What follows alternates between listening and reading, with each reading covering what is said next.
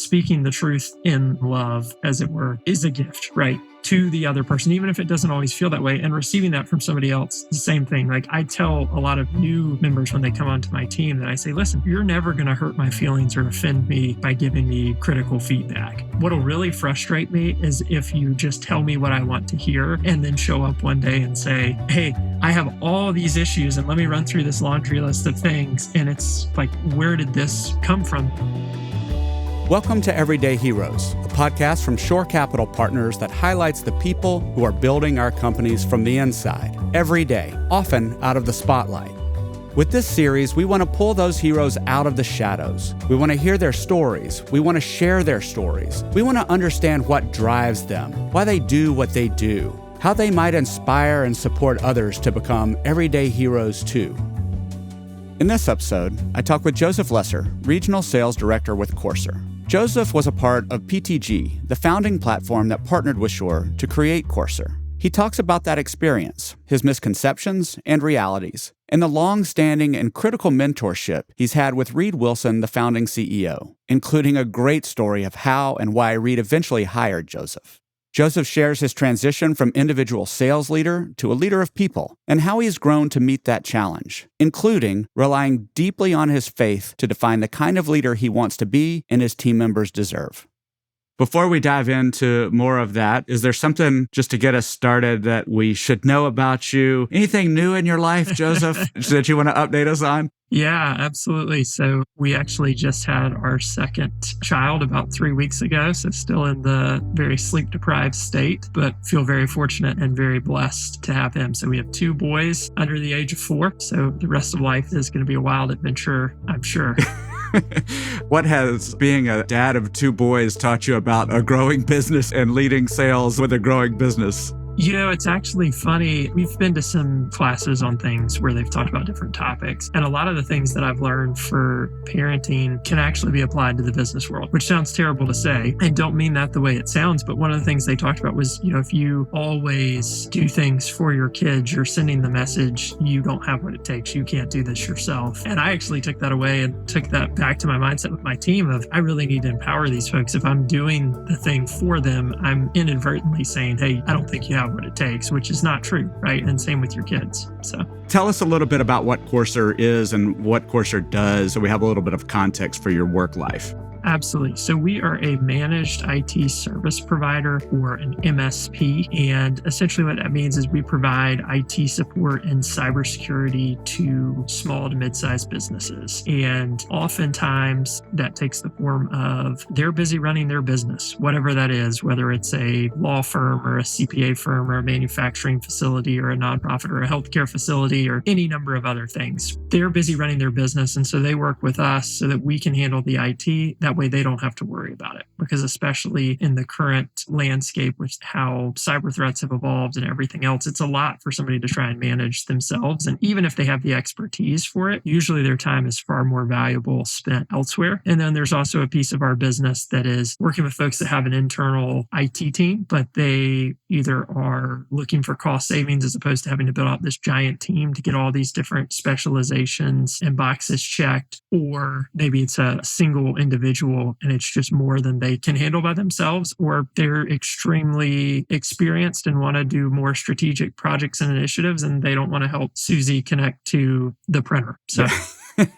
So how did you get into that work? You said you've been there 5 years. Give us a little bit of background about how you got involved.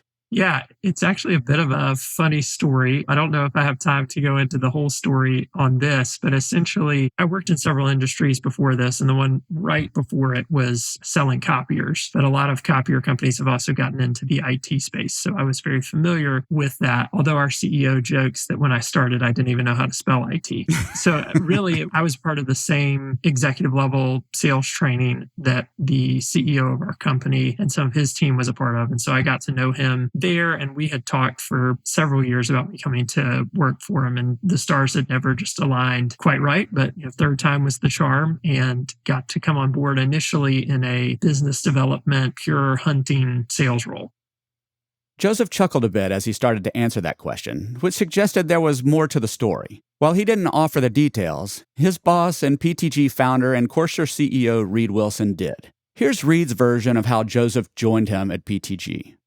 One of my favorite stories about Joseph is we were in a Sandler class. We still use the Sandler methodology very heavily here at Courser, and well before the Shore Hall, the PTG business was using it. And I actually met Joseph in a Sandler training class. He was there every single week. And I remember looking at him thinking, God, this guy is young. Like, he is young. And as the business kind of grew, pre-Joseph, I was involved less and less in Sandler, and the sales teams went. And, candidly, I kind of forgot about him. And I just remember this story. I was on the vacation with my family. My daughter was super young. We were playing in the sand and my phone rang. I didn't recognize the number. And so I didn't answer it. And they left a voicemail. And so I listened to the voicemail, and the voicemail went just like this. I'll never forget it. Hey, Reed, Joseph Lesser. It's really important that we talk. Call me back.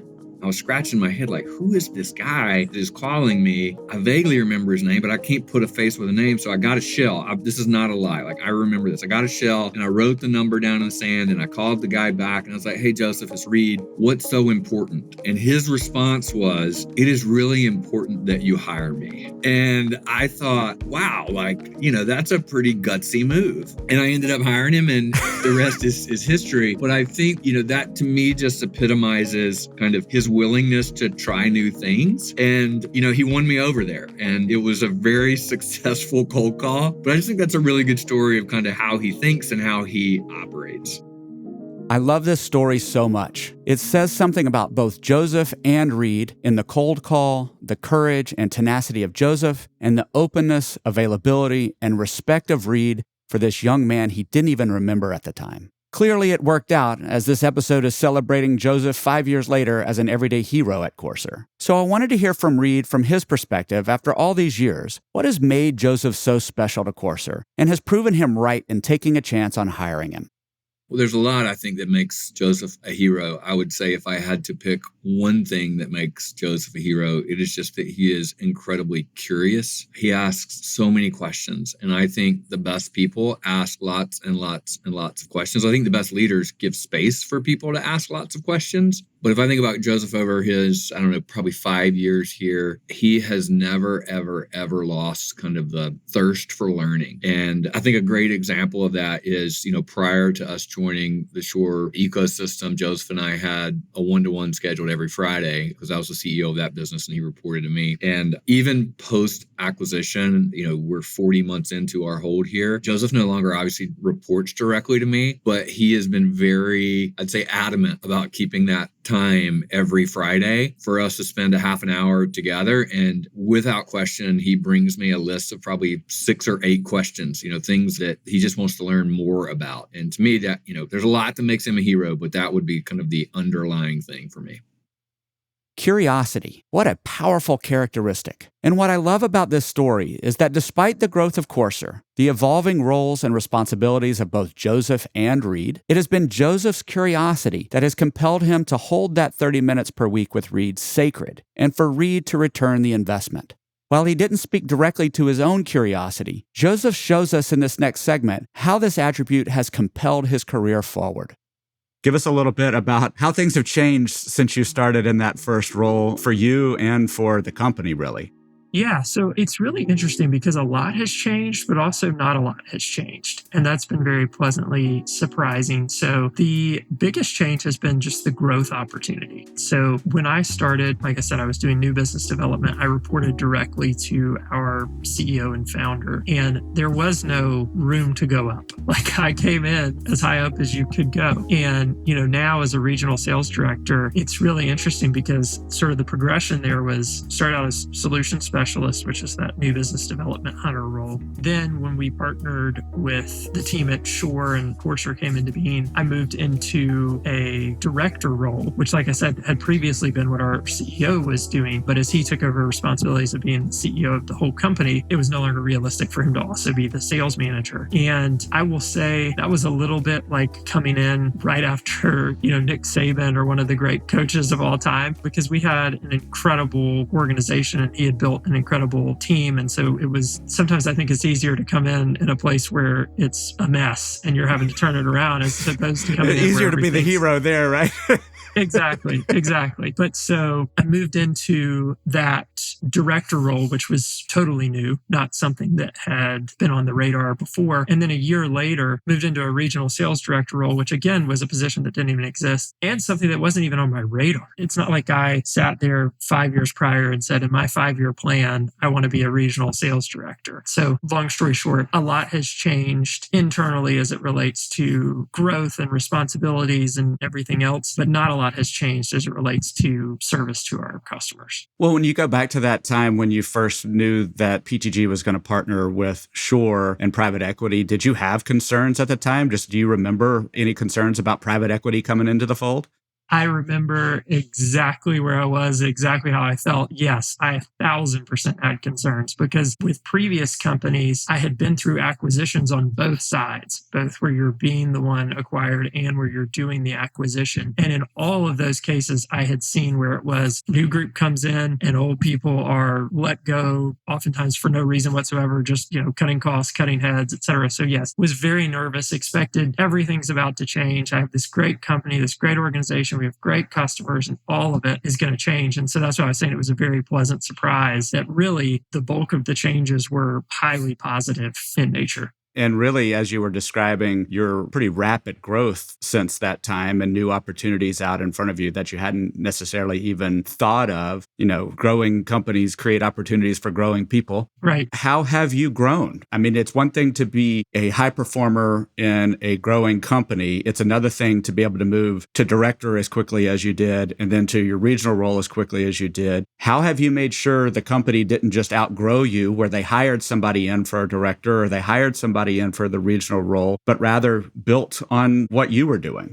So I think there's a handful of things that go into that. One, and there's certainly times where it makes sense to say no to an opportunity. But I think one of the things was not saying no to any opportunities to develop myself personally and grow, even if it meant more work in the short term. And interestingly enough, when the idea of a regional sales director, for example, was being mulled around, my initial reaction was, I don't know if I'm ready for that. I don't know if I want to do that, et cetera. But when the time came, I said, this is a great opportunity. I can't say no to this opportunity. And I'm very thankful that I didn't. But I think a lot of times in a really fast growing company, it requires a lot of hard work and a lot of personal investment. And so I think realizing that it's not a 1-for-1 trade. It's not like I'm going to do this one thing and I'm immediately going to see this result, but it's constantly putting in a number of different inputs. And so for me, that looked like, number one, I've been very fortunate from day one at PTG and now Courser to have a phenomenal mentor in Reed Wilson. And then when we had our CRO, Jim Patterman, come in, he was also extremely instrumental in my transition into leadership because I had moved into a director role about 2 months before he came on board. And it was incredible having him come into the mix and be able to have somebody there who was helping guide and shape that, as well as I also have an outside mentor who is experienced in sales management. And I had several mentors prior who were mentors at the sales rep level. So I would say mentors is a big piece of it. The other is, I read several books. So one is called Making the Climb. And we're a part of a, like I said, executive level sales training called Sandler Training. And this was written by one of a Sandler trainer. And it was specifically, how do you make the jump from being an individual contributing sales rep to a leader? I think it was him in this book. There was another book I read that was really instrumental that I'll mention as well. One of them said, the only thing that sales manager and sales rep have in common is the word sales.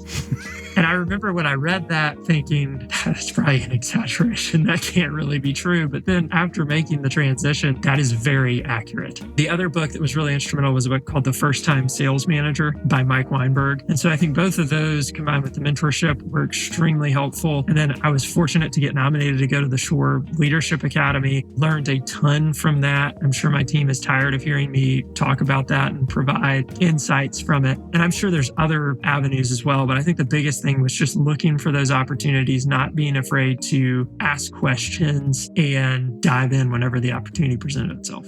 I love that insight of the sales manager versus the sales rep, but it's little moments like that where the world crystallizes a little bit when you realize that distinction. And I think it's really profound. And so I want to talk a little bit about that shift for you, because I read this on your LinkedIn profile and I want to ask you about this perspective. You have on your profile, "My passion is helping other people. I discovered early in my career that when I help a business succeed, I'm helping an entire group of people live better lives." Will you talk more about that mindset and where it comes from for you and how that has played into your ability to shift from that sales rep to that sales manager role?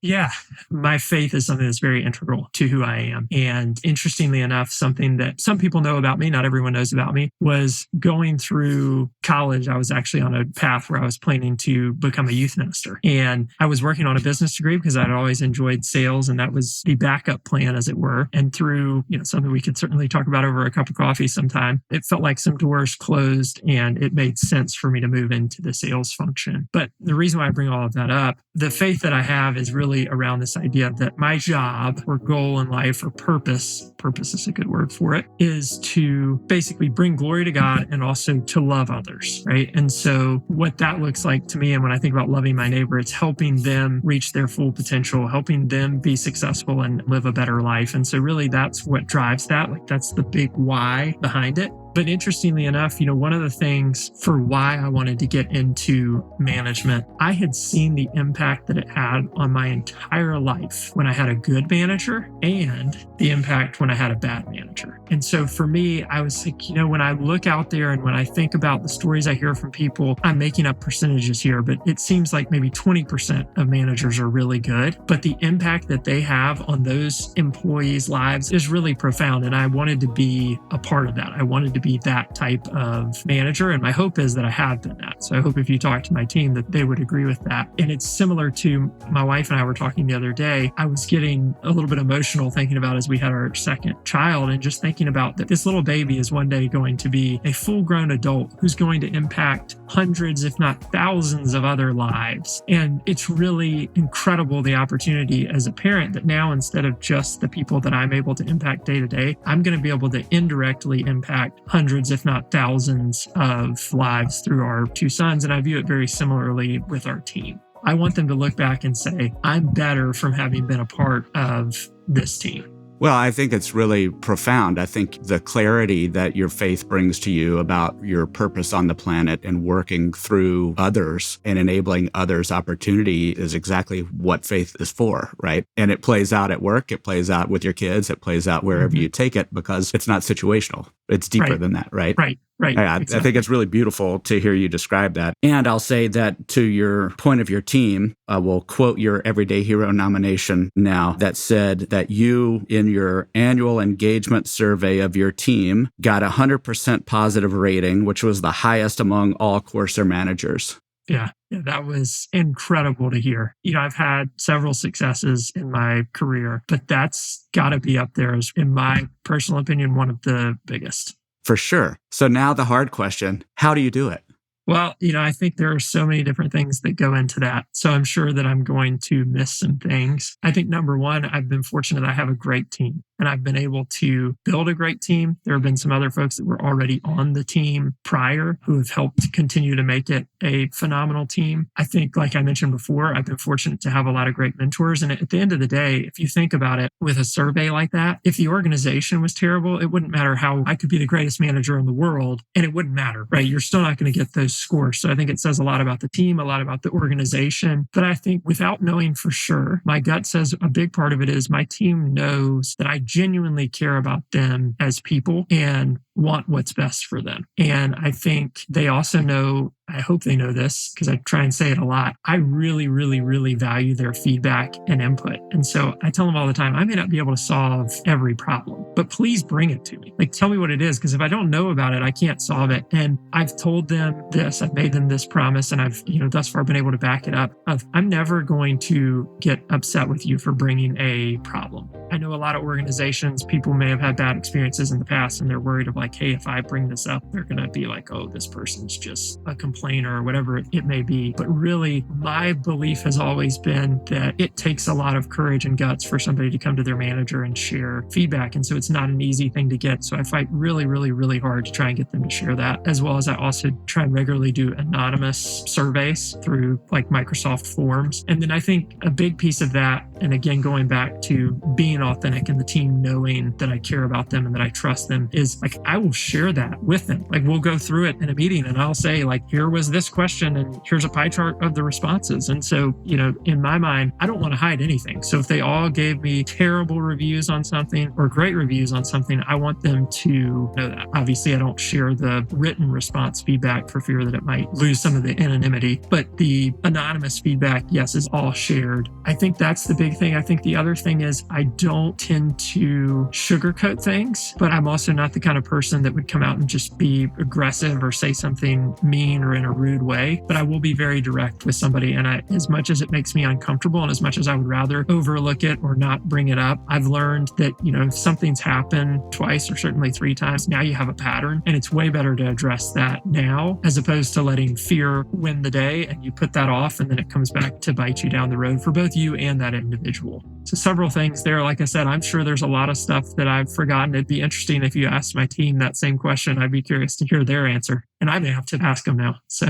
Your nomination specifically mentioned your listening and your feedback sessions and some of the things that you've described there. I'm just curious your thoughts. I can't help but think about your conversation about both your faith and that sense of purpose. A lot of new managers in particular, and certainly young managers, you're a young manager, would find it really difficult to hear hard feedback on their own performance and find it difficult to give someone else hard feedback out of empathy or a sense of caring, but you've been able to do that. And I wonder to what degree you attribute that to that sense of purpose. That sense of purpose is bigger than the short-term discomfort of receiving difficult feedback or giving difficult feedback. It just is on my mind as I listen to you. I think to your point, yes, it does tie back to that deeper purpose and why. And you don't have much of a relationship if you can't say the hard, true things. I remember something that you shared in the Leadership Academy that I think applies there as well, is trust is something that's built up over time. And the time to build trust is not when you need to withdraw something from the bank of trust, as it were. So you need a lot of trust already to be able to have that conversation or to receive that feedback. Because what I think was really hard early on, though I think now is in the culture of our team, is this idea of you sharing critical feedback with me is not going to hurt you. It's not going to impact you negatively or the way that I view you. It's actually, like I said, I view it as a huge asset because I know that feedback is out there and it exists. And if I don't know it, then I'm blind to it. And potentially I'm going to run into a brick wall because of it that could have been avoided. To wrap up, I asked Joseph what was the best advice he's ever received, and he referenced a quote from a book he'd read somewhere along the way that brought him back to the depth and roots of his faith. Whatever you let validate you can also invalidate you. And so I think, going back to what I said at the beginning of faith being really critical and important to me is, at the end of the day, the only thing that I can or should let validate me that I know for certain won't ever invalidate me is my Father God, right? Like, so trusting that what he says about me and who he says I am is more powerful than what anybody else thinks about me or says about me, because otherwise I'm just going to be up and down with the waves, right? So when I'm doing really well and having a lot of success, I'm going to be like, wow, Joseph's, really valuable and is this great person. And then when I'm having a bad day and I'm not being the parent that I should be, or I've, lost the big deal or had the major failure at work, having that view prevents a lot of that up and down. Joseph Lesser is an everyday hero whose superpower is his faith. Through it, he has found deep purpose in leading and developing opportunities for others to learn, grow, and find their own career success. Joseph has leaned on his faith to find balance and even out the highs and lows that come with rapid personal growth, life changes, and a hard-charging career.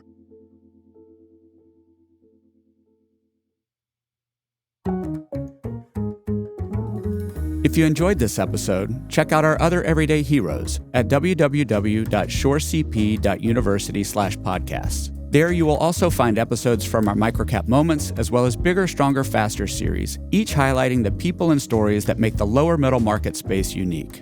This podcast was produced by Shore Capital Partners and recorded in the Andrew Malone Podcast Studio, with story and narration by Anderson Williams, recording and editing by Austin Johnson, editing by Real Audiobooks, sound design, mixing, and mastering by Mark Galloop of Real Audiobooks. Special thanks to Joseph Lesser and Reed Wilson. This podcast is the property of Shore Capital Partners, LLC. None of the content herein is investment advice, an offer of investment advisory services, nor a recommendation or offer relating to any security. See the Terms of Use page on the Shore Capital website for other important information.